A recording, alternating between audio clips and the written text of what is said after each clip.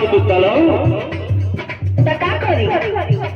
अरे बताई देखो हम घर में कबो कटनी तौनी ना हमरा के खेते का काम ना आवेला।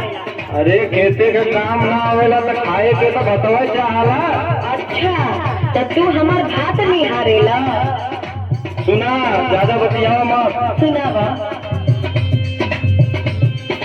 पाक गइल बा धनिया चाला करे कटनिया हो।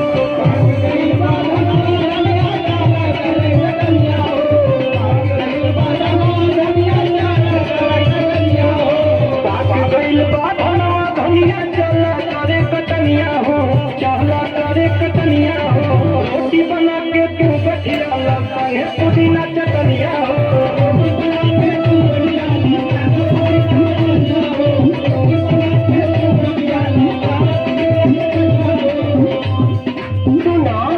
बोला तो हरे के हम रोटी और चटनी बना के दे देता नहीं लेके जा बाकी हम ना जाए। सुनो सुनावा। आवे नाही कटनी हमके नैहर में सिखनिया सैया हो।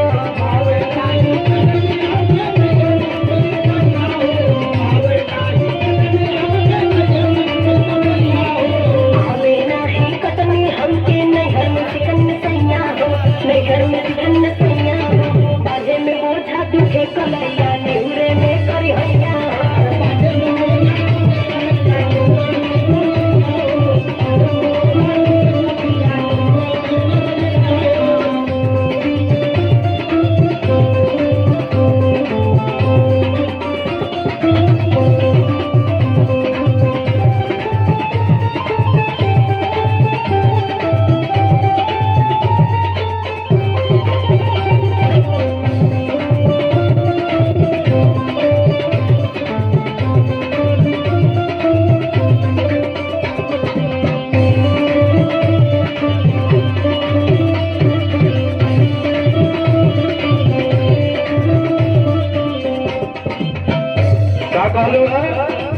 पाने में बोझा दुखी कलैया नेहुरे में करिया हो।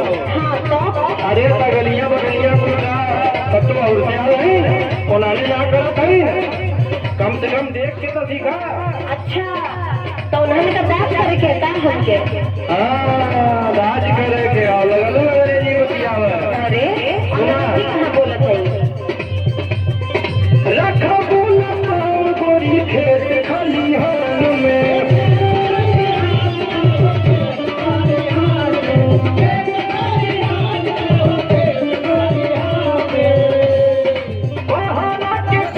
कैसे रही ध्यान में।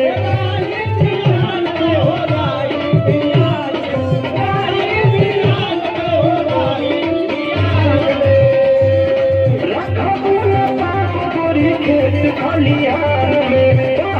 के काम कैसे रही ध्यान में।